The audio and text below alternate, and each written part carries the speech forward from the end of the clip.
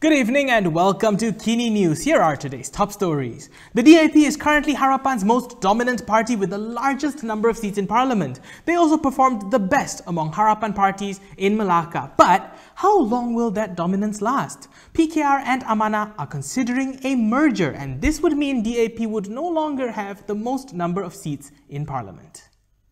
PKR and Amanah will explore the proposal for a merger.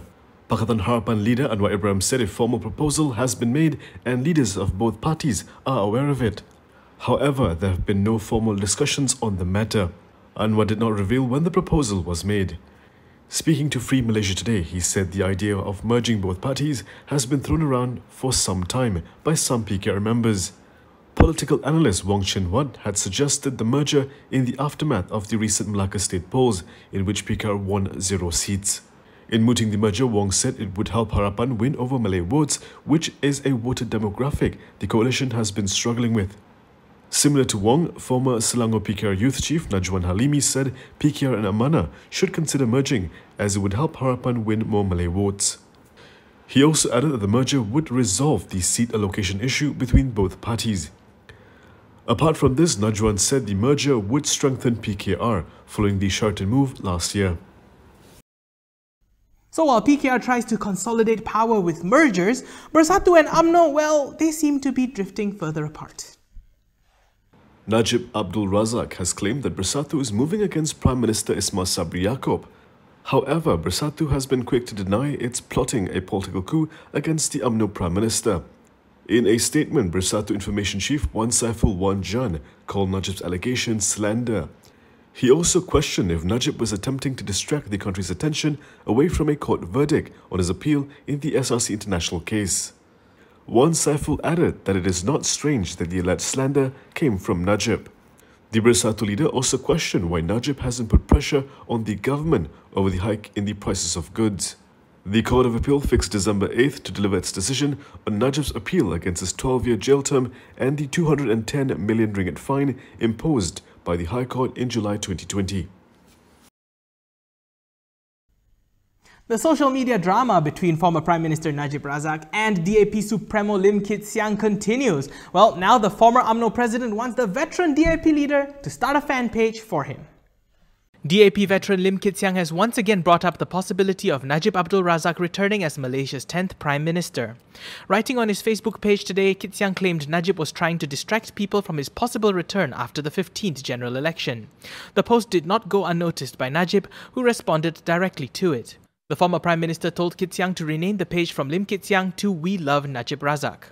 According to Najib, this is because Kit Siang appears to constantly post about him. Najib's comment on the post got more than 37,000 likes, while Kit Siang's original post only got over 10,000 likes. Following Barisan Nasional's landslide victory in the Melaka state election, Lim suggested Najib may return to power after GE15.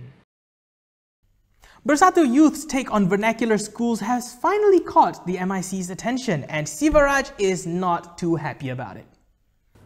A former MIC lawmaker has warned that calls to abolish vernacular schools may risk jeopardizing national unity. Sivaraj Chandran also criticized Bersatu Youth for harping on the issue. He said it was irresponsible to turn vernacular schools into a punching bag in order to be seen as the national language fighter for political gain. Sivaraj said the calls to abolish vernacular schools is nothing more than another fundamentalist political rhetoric that will continue to widen the gap of unity among Malaysians. Deputy National Unity Minister Wan Ahmad Faizal Wan Ahmad Kamal in August 2020 reportedly called for vernacular schools to be phased out. However, he clarified on Monday that he merely wanted the institution to strengthen the Malay language and not abolish them. On November 29th, Bersatu Youth Information Chief Muhammad Ashraf Mustaqim Badrul Munir said the syllabus in vernacular schools deviates from Malaysian history and has failed to uphold the national language. Ashraf said Bangladeshis, Pakistanis and Nepalis who only stay in the country for a few months can speak better Malay than some of the non-Malay students in vernacular schools. We'll take a quick break, enjoy it while it lasts, because when we're back, you're going to meet the new COVID variant that could just spoil your holiday plans. Now, a word from our sponsors.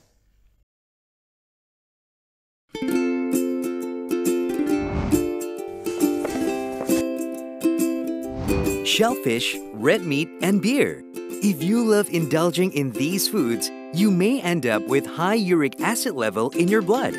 These foods consist high level of purine, a substance that will eventually break down into uric acid and be excreted through our urine. It is recommended that the amount of dietary purines should be kept between 600 to 1000 milligrams per day. Having too much uric acid in your blood can cause attacks of gout. It can also cause kidney stones and blockage in the kidney. The crystallization of the excessive uric acid in your blood can be eased by reducing purine-rich food to only 100 to 150 milligrams daily, maintaining a healthy lifestyle, and consuming urinary alkalinizer like Ural. It consists of sodium bicarbonate, citric acid, and sodium citrate that increases the urinary pH and solubility of uric acid to prevent crystallization. Best of all, it's lemon-flavored and sugar-free.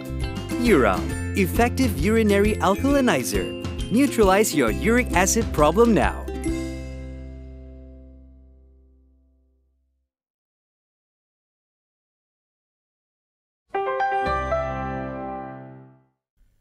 Welcome back. It's the end of the year. It's December. We'd expect the health crisis to be over by now and for all of us to be finally heading back to our normal lives. However, that new Omicron variant is basically spoiling all of our plans. The new COVID-19 variant, Omicron, has forced Malaysia to update its travel ban list on a daily basis. Health Minister Khairy Jamaluddin said 8 countries considered at high risk of spreading the variant are already on the ban list. Malaysia is also reviewing whether to impose similar travel restrictions on 5 others. The 5 are the United Kingdom, Netherlands, Belgium, Germany and Australia. These countries have detected the variant before it was reported by South African scientists. Penting untuk saya tegaskan bahawa langkah-langkah ini berbentuk sementara dan sama ada boleh diperketatkan lagi ataupun boleh dilonggarkan lagi berdasarkan kepada maklumat yang kita terima dan penilaian risiko yang dibuat oleh Kementerian Kesihatan Malaysia. Kalau ada yang tanya kenapa hari ini lain, esok lain, it's because we don't know much about this variant of concern. So we have to be dynamic, we have to be nimble, and we have to be quick. The 8 countries already on the ban list are South Africa, Botswana, Eswatini, Lesotho, Mozambique, Namibia, Zimbabwe and Malawi. In light of the Omicron variant, Malaysia will also accelerate the rollout of COVID-19 vaccine booster shots. Pantas hadir ke temujanji untuk menerima dos penggalak. Lebih-lebih lagi dengan perkembangan terkini, iaitu dengan kewujudan varian Omicron yang jelas tahap kebolehjangkitannya adalah lebih tinggi.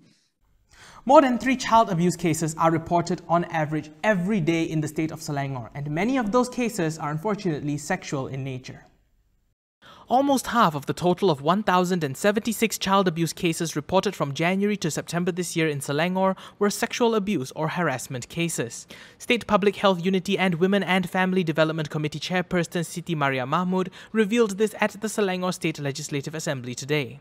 According to Selangor Police statistics, 525 were physical abuse cases. Emotional abuse totaled 35 cases and the remaining 514 cases were sexual abuse or harassment cases.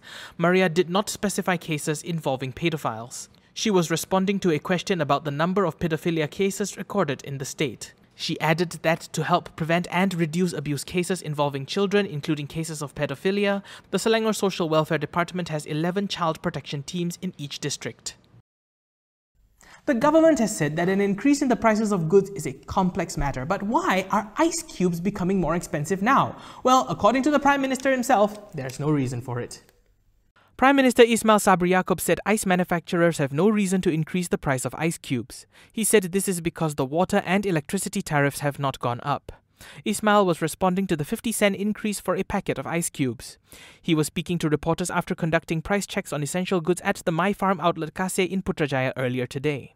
He said this was unlike the hike in bread prices, which was due to an increase in the price of flour. Following complaints from various quarters, Ismail has instructed the Domestic Trade and Consumer Affairs Ministry to conduct a thorough study on the factors of production costs. He also admitted that the price of essential goods has increased, but said it was not caused by traders. Ismail attributed the price increase to costs accumulated at various levels of the supply chain before the goods reached the traders. We may not know what it feels like to see our national team win the World Cup.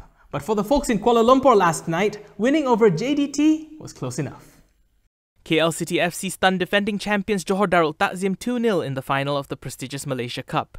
The victory marks the end of their 32-year title drought at the National Stadium in Bukit Jalil. KL's victory, which came on the 100th anniversary of the Malaysia Cup competition, also earned them a place in the Asian Football Confederation or AFC Cup next season. With almost 20,000 fans watching from the stands, the first half saw the Southern Tigers launch a series of assaults on KL City, but KL managed to defend its position. However, in the second half, KL City started to attack more. Even hours after the match, fans from both teams have taken the fight to social media, with many calling KL's victory a Malaysian victory. JDT's rival supporters have also flooded the Johor's club's social media accounts to troll the team. Well, that's a wrap from all of us today. For more stories, you can go to KiniTV.com. Don't forget to follow us on Instagram, Twitter, YouTube and Facebook to get the latest news headlines. If you'd like to support the independent media, please do consider a subscription to MalaysiaKini.com. When you're heading out, please don't forget your mask. When you can, do try to stay home. I'm Daniel Anthony. Thank you for watching. And as always, stay safe, Malaysia.